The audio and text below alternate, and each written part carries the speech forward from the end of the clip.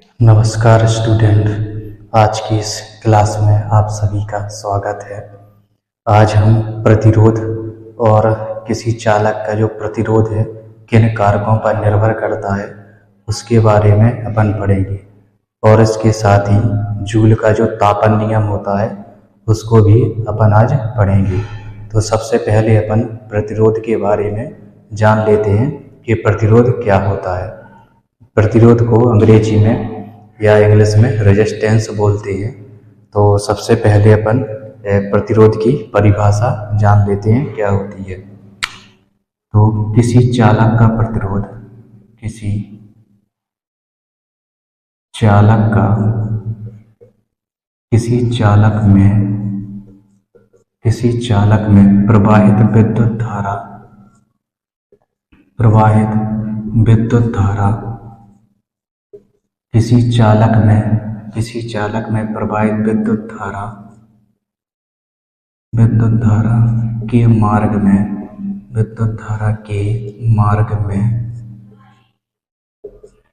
में उत्पन्न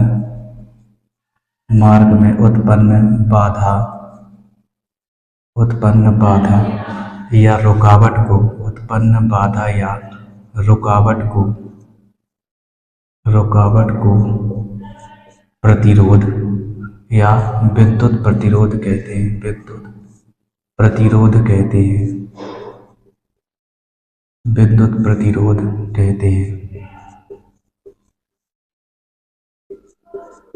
इसको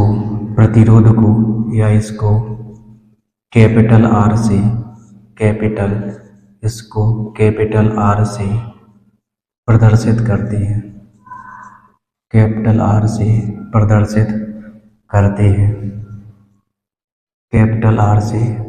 करते हैं। और इसका मात्रक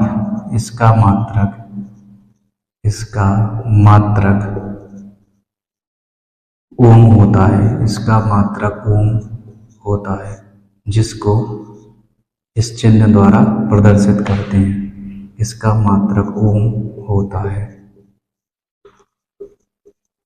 प्रतिरोध का जो मात्रक है वो ओम होता है। एक और शब्द आता है प्रतिरोधकता।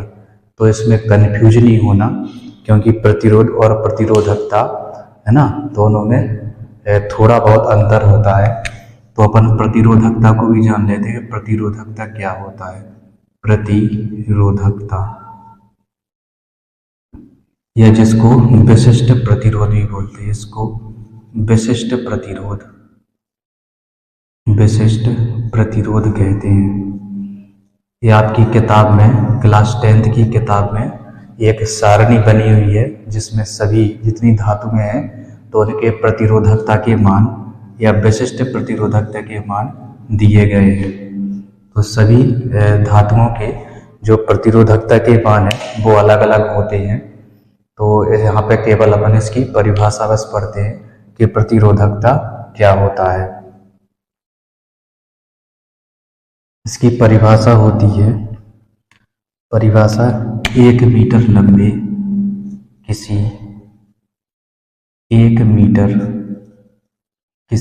1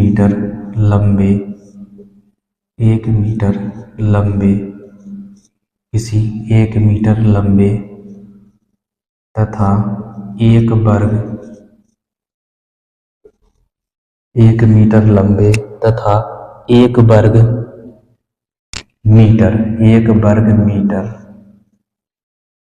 वर्ग मीटर अनुप्रस्थ काट वाले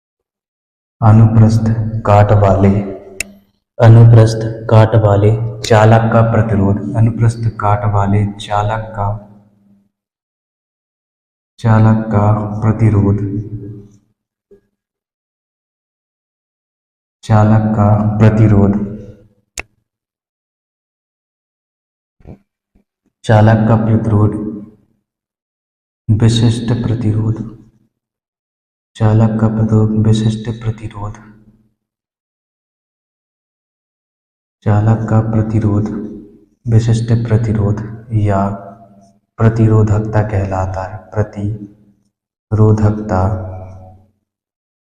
प्रतिरोधकता कहलाता है। प्रतिरोधकता कहलाता है। और इसका मात्रक और इसका मात्रक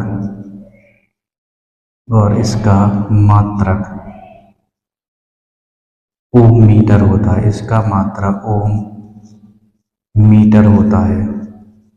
ओम मीटर होता है, यानी इसको प्रदर्शित करते हैं ओम और स्मॉल एम से। ओम मीटर होता है।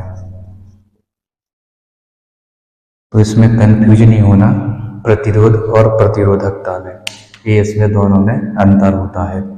और इस प्रतिरोधकता की मान क्लास 10th की बुक है, तो उसमें जो विद्युत वाला चैप्टर है उसमें सभी धातुओं और पदार्थों की विशिष्ट प्रतिरोध के मान या प्रतिरोधकता के मान दिए गए हैं।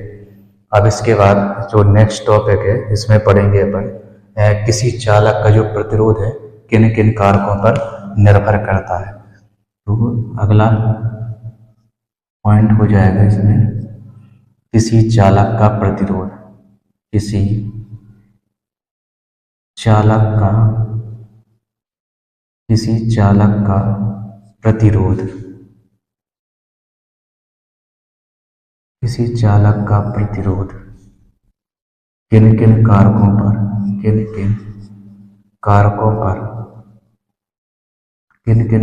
पर निर्भर करता है। किन किन कारकों पर निर्भर करता है। तो इसमें 4 पॉइंट अपन को पढ़ना है। इसमें पहला है चालक की लंबाई पर, चालक की या तार की लंबाई, चालक तार लिख दो, चालक तार की लंबाई पर, चालक तार की लंबाई पर, ये पहला पॉइंट है। दूसरा हो जाएगा चालक के अनुप्रस्थ काट, चालक के अनुप्रस्थ काट के क्षेत्रफल पर, अनुप्रस्थ काट के क्षेत्रफल पर। तीसरा हो जाएगा चालक के ताप पर, चालक के ताप पर। और चौथा हो जाएगा जो लास्ट पॉइंट है, इसका जो लास्ट पॉइंट है चालक के पदार्थ की,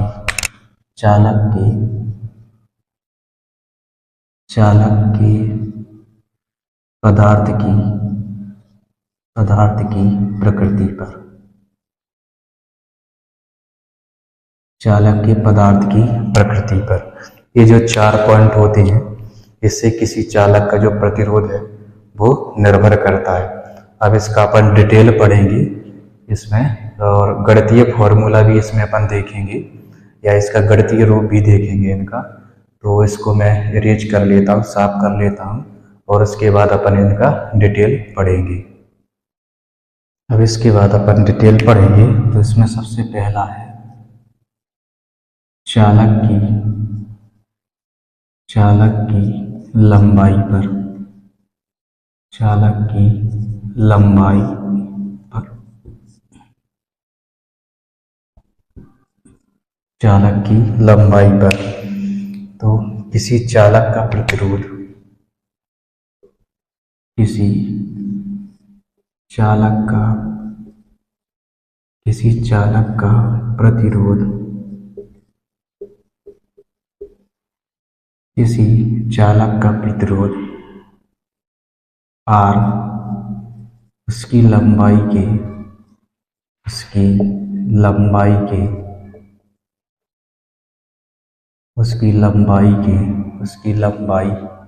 L लिख दो, उसकी लंबाई L के समानुपाती होता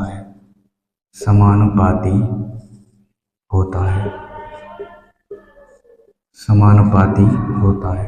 अर्थात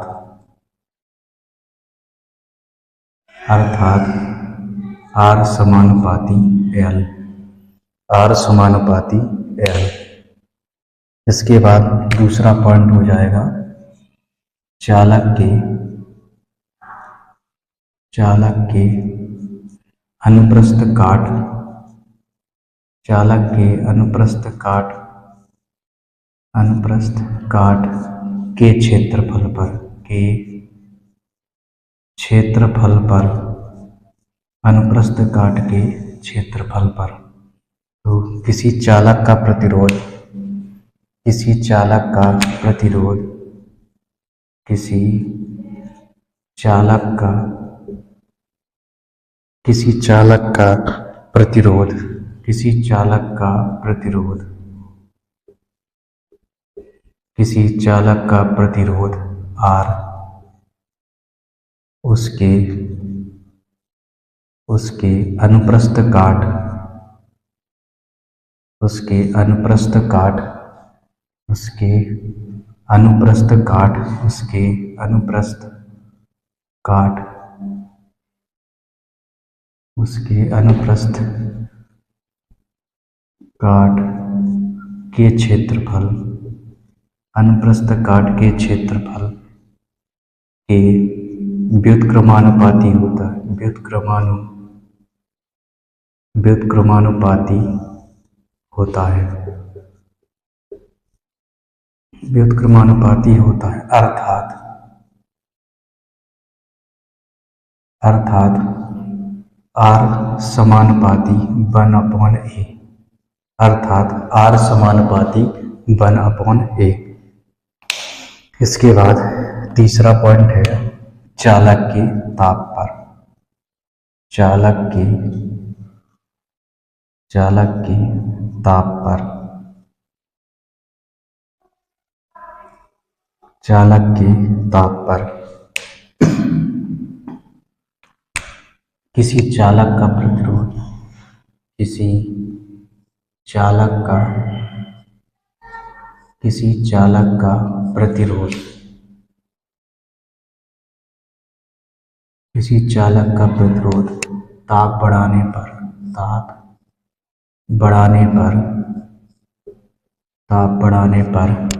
बढ़ता है,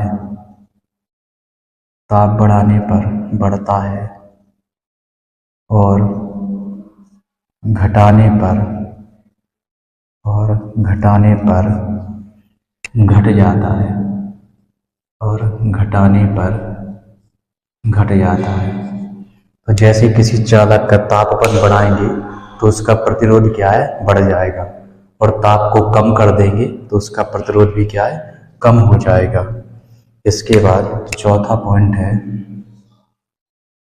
चालक के पदार्थ, चालक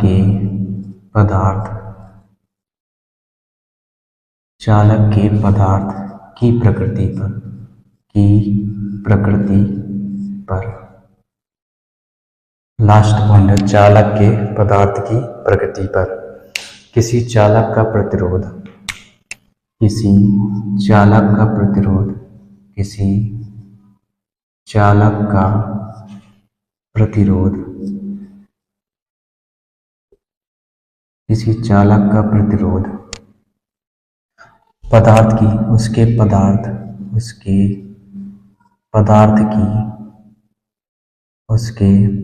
की प्रकृति पर, उसके पदार्थ की प्रकृति पर निर्भर करता है, ये पदार्थ की प्रकृति पर निर्भर करता है। तो इस तरीके से किसी चालक का जो प्रतिरोध है इन 4 कारकों पर निर्भर करता है। ये अधिकांशतः क्वेश्चन है ना परीक्षा में पूछा जाता है, तो इसको अपन IMP नाम भी दे सकते हैं। अधिकांशतः ये परीक्षा में आता है वाला क्वेश्चन। अब इसके बाद अपन जूल का जो तापन नियम है, तो जूल का तापन नियम पढ़ेंगे। इसके बाद अपना नेक्स्ट टॉपिक है जूल का तापन नियम। तो अपन लिखेंगे इस नियम के अनुसार, इस नियम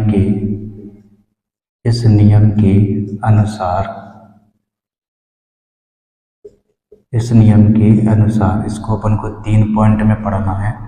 इसमें पहला है, इसका पहला है किसी चालक में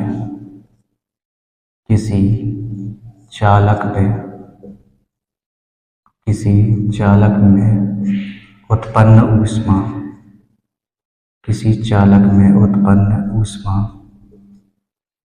किसी चालक में उत्पन्न ऊष्मा उसमें प्रवाहित विद्युत धारा, उसमें प्रवाहित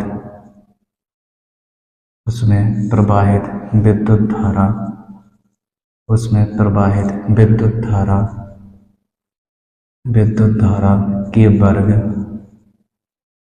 धारा के वर्ग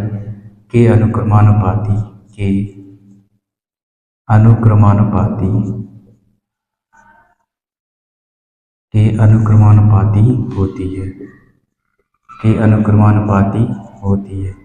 किसी चालक में उत्पन्न ऊष्मा उसमें प्रवाहित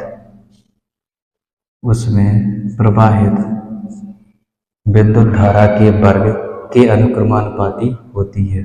अर्थात इसको अपन लिख सकते हैं H समानुपाती I स्क्वायर।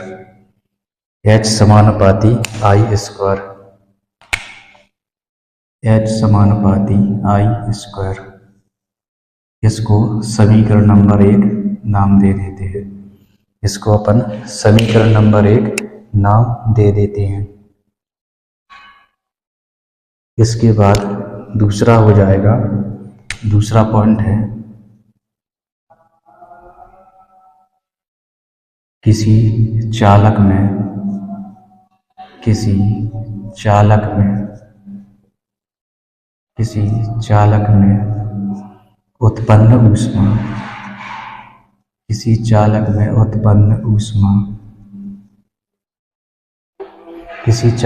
उत्पन्न ऊष्मा उसके प्रतिरोध के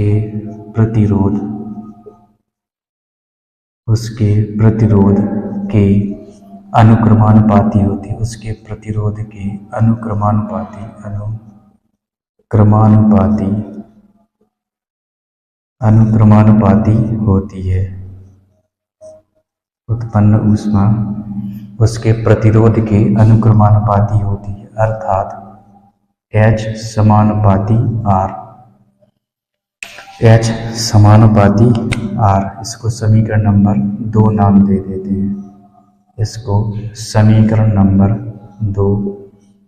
दे देते हैं।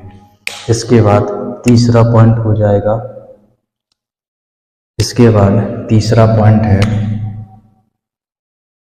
किसी चालक का प्रतिरोध किसी चालक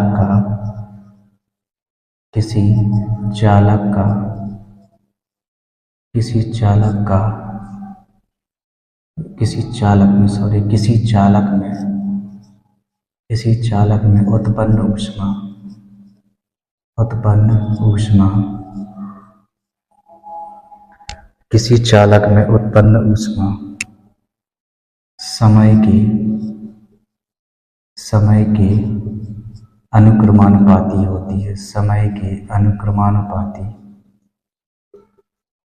समय के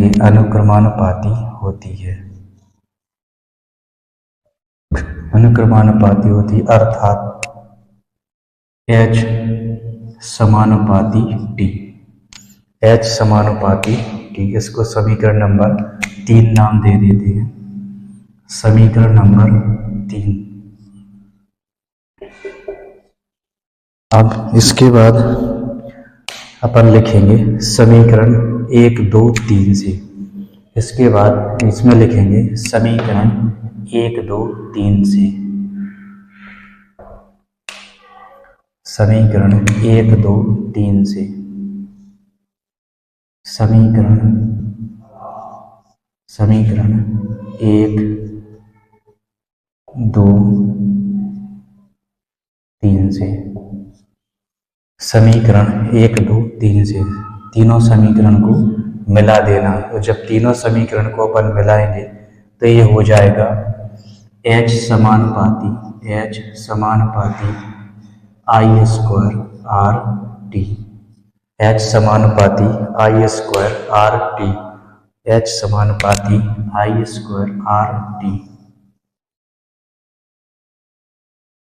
इसे जूल का इसे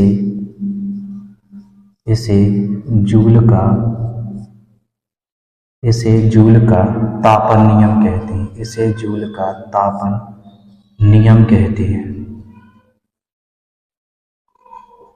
इसे जूल का तापन नियम कहते हैं। इसे जूल का तापन नियम कहते हैं।